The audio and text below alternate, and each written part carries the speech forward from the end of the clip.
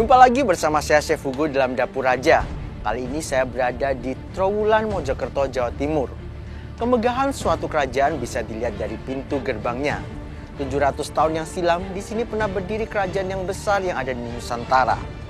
Misteri yang ditinggalkan akan menu-menu kulinernya akan menjadi penelusuran saya kali ini. Ingin tahu seperti apa menu-menu tersebut? Ikutin terus penelusuran saya hanya di Dapur Raja.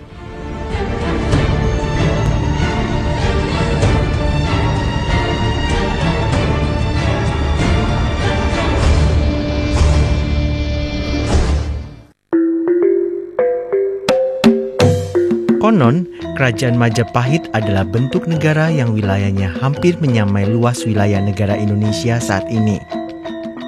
Begitu besar dan megahnya Majapahit dalam sejarah, sehingga saya terusik untuk mencoba menelusuri menu-menu yang pernah dihidangkan di Keraton Majapahit.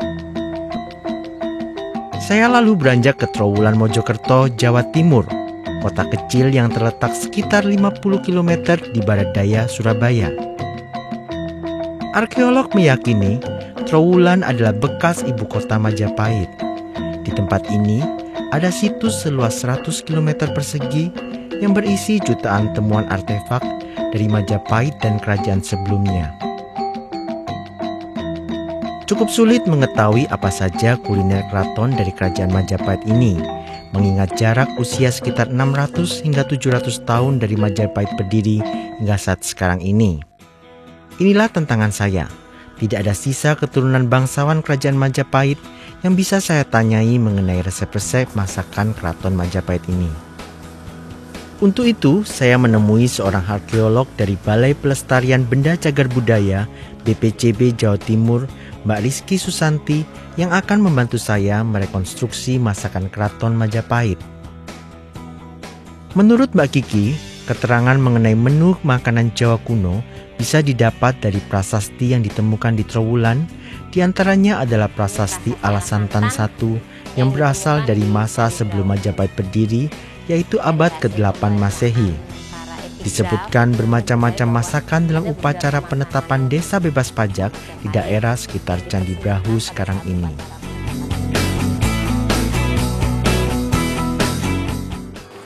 Jadi ini tungku, salah satu tungku pada masa Majapahit, tungku atau anglo atau keren kalau orang-orang bilang itu untuk masak. Ini temuan istimewa karena tidak semua tungku atau anglo ini berhias seperti ini. Biasanya mereka cuma polos, tapi tungku yang ini dia berhias. Dia menggambarkan keadaan alam di Majapahit. Ada rumah-rumah Majapahit, ada tumbuhan-tumbuhan yang ada di Majapahit. Saya juga dijelaskan Mbak Kiki akan cara penyajian menu di Majapahit yang banyak memakai tembikar atau pecah belah dari terakota. Raja juga diduga memakai banyak piring keramik dari Cina yang sangat indah. Dari museum, saya diajak Mbak Kiki untuk melihat kolam segaran di dekat museum yang diduga menjadi lokasi taman sarinya Raja-Raja Majapahit. Ada mitos bahwa dulu Raja Majapahit pernah menjamu tamu-tamu asingnya di kolam ini. Jadi ada satu perjamuan. Nah, perjamuan itu bahan-bahan makannya itu dari emas katanya. Konon begitu. Terus setelah mereka makan, piring, gelas yang terbuat dari emas itu dilempar kolam ini. Sayang saya nggak ada pada saat itu ya. Pada saya langsung nyebur ngambil. Sehabis melihat kolam segaran, saya diajak Mbak Kiki untuk melihat menu nasi ikan wader yang kini populer di Trowulan. Menu ikan tawar dengan sambal dan lalap ini sangat sederhana. Menu ini sekarang memang ngehits dan menjadi makanan khas dari Trowulan. Tapi apakah ini termasuk makanan raja pada dahulu kala? Tampaknya tidak. Rasanya memang enak. Tapi saya akan mencari lebih jauh menu apa yang kira-kira tepat mewakili era Jawa kuno yang mencapai puncaknya pada masa kerajaan Majapahit. Di relief ini itu banyak sekali alam Majapahit itu bisa kita ketahui ya. Contohnya ini seperti ini. Jadi di sini ada sawah, ya. Sawah. Terus ada sungai. Ini sungainya ini. Oke. Terus ada pohon. Nah ini pohon seperti mirip pohon kelapa. Kalau kita anukan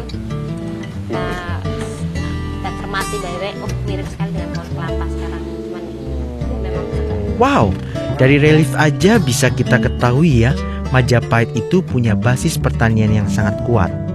Nah, dari Mbak Kiki juga dijelaskan, di prasasti Jeru-Jeru dari masa Singasari, terdapat menu nasi paripurna. Nasi ini diduga adalah nasi tumpeng terbuat dari beras ketan dengan lauk pauk yang lengkap, sehingga disebut paripurna. Adapun lauk pauknya adalah sayur urap, serundeng, burung puyuh bakar, dan bacem jeroan. Meski berasal dari masa yang berbeda, tapi besar dugaan saya, masakan istimewa di Keraton Majapahit mestinya tidak berbeda dengan masa Singasari. Nah, untuk pelengkap, saya juga akan membuat kue wajik dan es kilang atau air tebu. Wow, seru ya!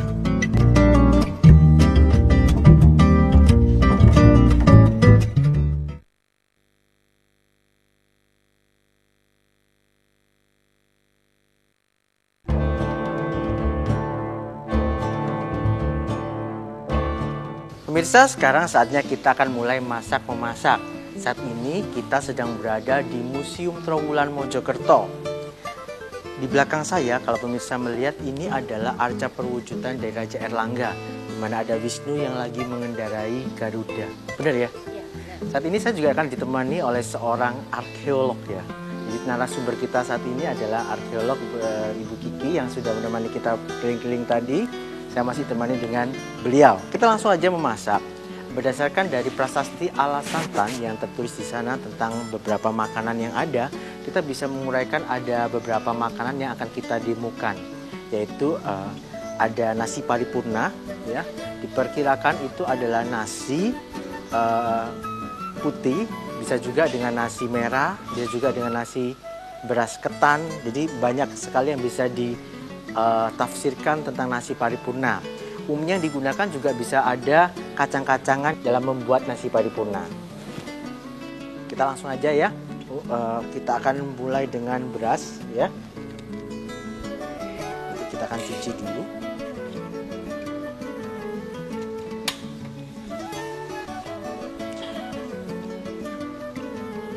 Nah, untuk beras ketannya kita akan masak dengan kacang tolo. Ya. Nah, ini kacang tolo yang sudah dicuci juga. Nah, setelah kita aronin berasnya ya, sampai seperti ini, kemudian kita akan pindahkan ke kukusan untuk kita kukus. Kita masukkan ke dalam, setelah itu nanti kita kukus ya.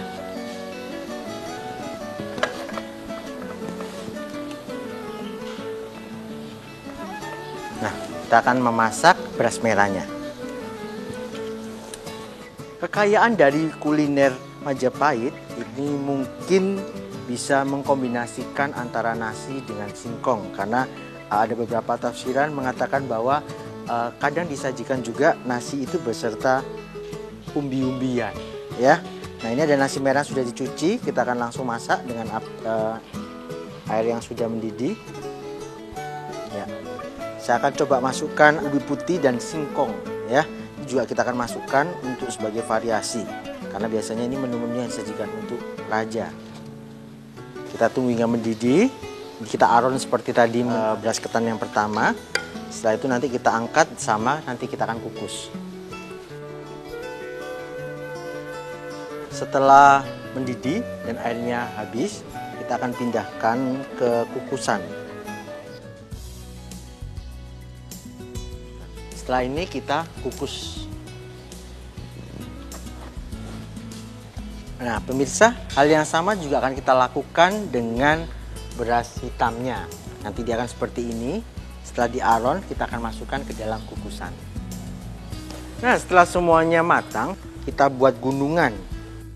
Nasi paripurna saya bentuk menyerupai nasi tumpeng yang menyerupai kerucut gunung yang pada masa Jawa kuno menjadi simbol Gunung Meru.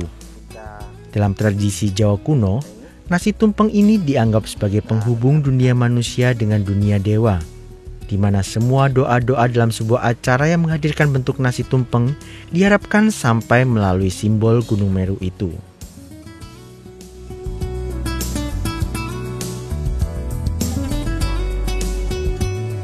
Nah, sekarang kita akan membuat hidangan berikutnya yang nantinya akan disajikan bersama nasi paripurna.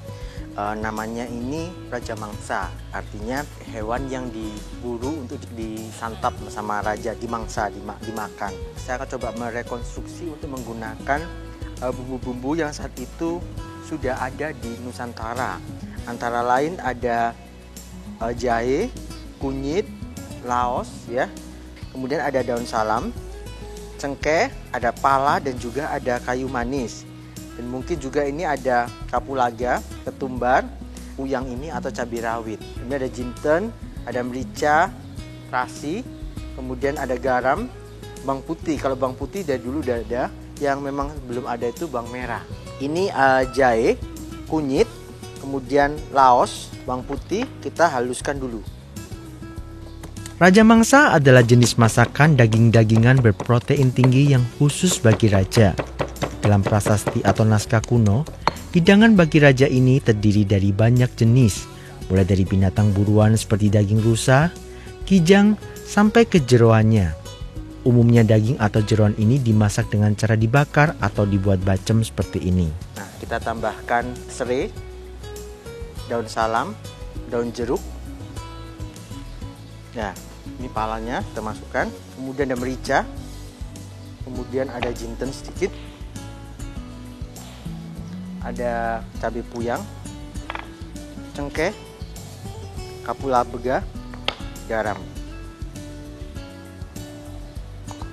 Kita tumbuk.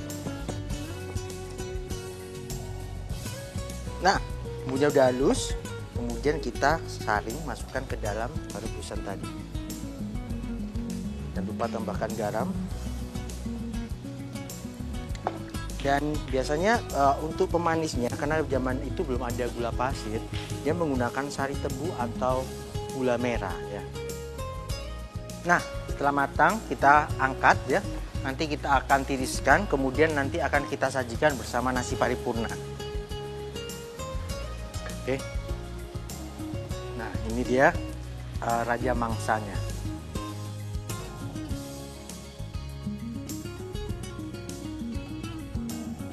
Nah pemirsa, saat ke pasar tadi saya menemukan ada burung puyuh yang pada saat itu juga merupakan salah satu bagian dari Raja Mangsa ya. Cuman karena memang pada saat itu belum ada goreng minyak, jadi kami perkirakan adalah mungkin di bumbu kuning seperti ini, kemudian dibakar. Burung puyuh bakar hanyalah modifikasi saya saja. Umumnya Raja Mangsa dari masa Jawa kuno adalah unggah jantan seperti ayam jago. Tapi kali ini, melihat bentang alam Trowulan yang banyak memiliki kebun tebu dan juga gunung bersemak-semak, saya tertarik untuk memasukkan burung puyuh yang juga menu lokal dalam dapur raja kali ini. Ini Raja Mangsa berikutnya, burung puyuh.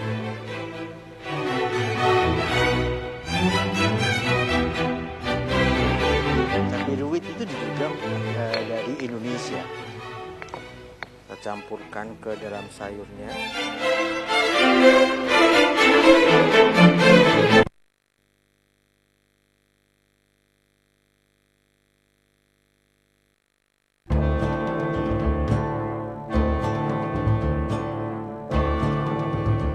Menu selanjutnya adalah urap sayur.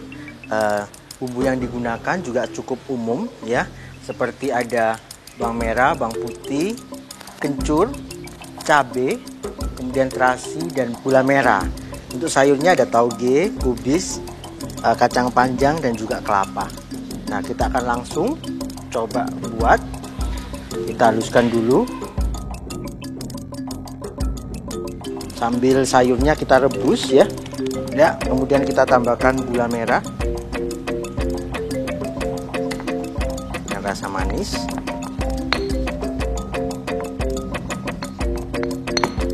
Nah, kemudian kita ambil bumbunya, kita campur dengan kelapa parutnya.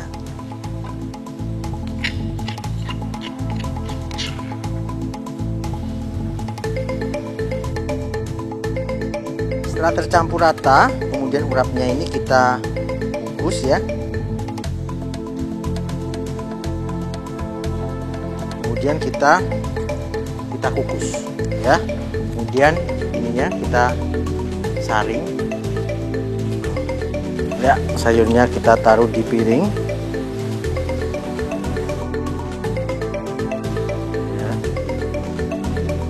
Kita ambil tadi kukusan bumbunya.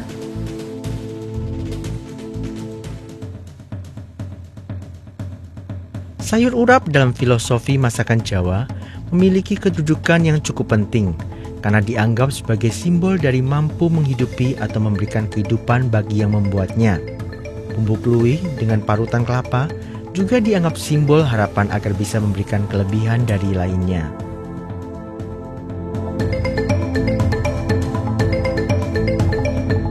Pemirsa, ini gunungannya sudah jadi. Sekarang kita sajikan lauk pauknya di sekelilingnya ya. Pertama ada tadi ini, kalau bahasanya ingkung ya, sama nggak sih? Iya. Ingkung.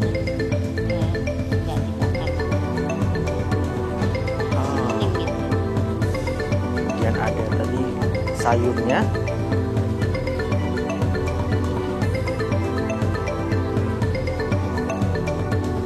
Kemudian ada raja mangsa. Kemudian terakhir ada kacang yang merupakan kudapan kesukaan dari orang Majapahit. Kita bisa juga variasi dengan kelapa yang kita sangrai dengan bumbu. Ya. Nah, pemirsa, inilah nasi paripurna dengan lauk pauknya.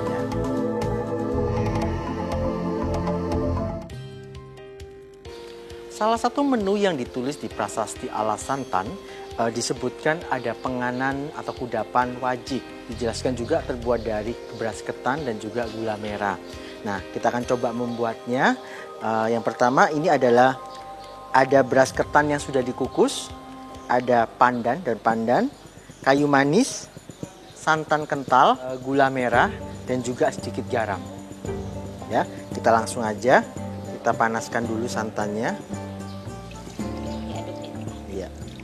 Dan juga gula merah. Masukkan gula merah. Kita masukkan kayu manis dan juga daun pandan. Kita rebus hingga gulanya larut. Kemudian kita beri sedikit garam, ya, untuk meningkatkan rasa. Kemudian kita masukkan beras ketan yang sudah dikukus. Kita aduk hingga wajiknya siap disajikan. Wajik sangat sering ditemui dalam isi prasasti-prasasti Jawa kuno. Umumnya wajik hadir sebagai kudapan atau kue khusus bagi acara-acara pesta besar. Saya melihat banyak kue tradisional di berbagai daerah Nusantara memakai bahan beras ketan sebagai bahan kudapan istimewa. Santan dan gula merah juga bumbu yang banyak dipakai sebagai bahan pembuat kue pada masa lalu. Nah, setelah cukup lama, ketannya sudah matang. Kemudian kita angkat minyak dulu dikit. Ya, diratakan biar tidak lengket.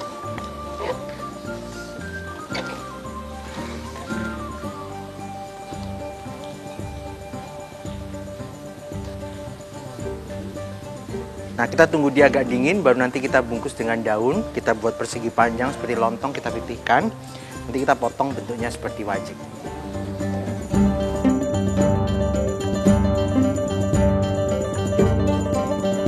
Masih di Prasasti Ala Santan, di sana tertulis bahwa raja pada saat itu ada beberapa minuman yang disebutkan. Ada yang alkohol dan juga non-alkohol. Yang non-alkohol salah satunya disebut kilang, es kilang. Nah, kilang ini ternyata adalah tebu, ya, sari tebu. Memang tebunya pada saat itu berbeda dengan yang sekarang. Tapi saya hanya merekonstruksi tebu yang digunakan untuk menjadi minuman yang bisa disajikan bersama nasi paripurna. Nah, ini pemirsa, kilang. Kalau sekarang es tebu.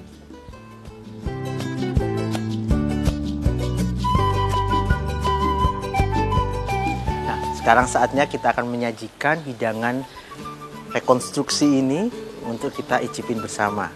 Kita akan review dan analisa ya, apakah benar-benar ini yang sesuai atau haruskah ada revisi atau bagaimana lagi.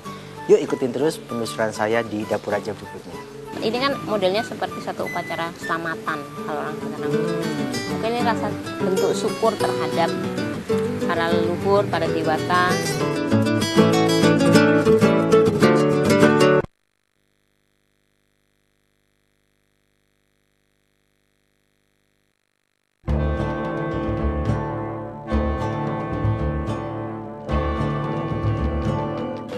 Saat ini kita berada di Candi Bajang Ratu untuk menikmati nasi paripurna, wajik dan juga es kilang. Karena saat ini sudah tidak mungkin kita mendatangkan keluarga dari Raja Majapahit, maka saya akan mengundang dua teman yang akan mencicipinya. Beliau ada yang sebelah kanan saya, ada Bu Nini dari BPCB, Badan Pelestarian Cagar Budaya, dan juga Bu Kiki, sama-sama dari BPCB bagian arkeolognya. Nanti kita akan coba mencicipi dan kemudian kita akan evaluasi ya rasa, atau mungkin pemirsa juga bisa kalau misalnya ada masukan untuk menu-menu dapur raja, bisa silakan memberi masukan kepada kita. Yuk kita cicipin, silakan Bu.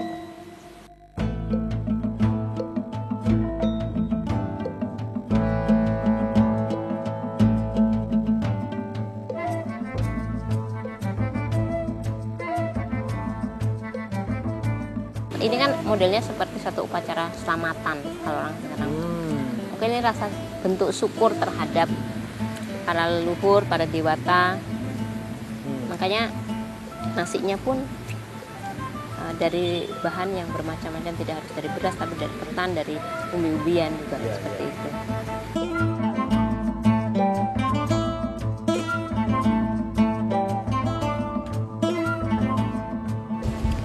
Kalau autentik saya kira masih ada kekurangan, tapi kalau dari apa yang kita sudah rekonstruksi atau kita tampilkan sekarang, memang semuanya ini sudah kita ambil dari sebuah prasasti gitu. Nah, terus kemudian kita rekonstruksi sekarang, kita padukan dengan yang sekarang, yaitu seperti ini. Karena begini, menurut saya sesuatu yang jarang orang menampilkan makanan-makanan khas pada masa lalu, terus dibarengi dengan sebuah riset yang berhubungan dengan sejarah dan arkeologi. Itu yang perlu kita acukan jempol lah sebagai arkeolog. Berarti masih ada gitu loh, masih ada orang-orang yang peduli tentang itu. Dengan demikian Chef Hugo berhak disebut dengan Chef Sultan.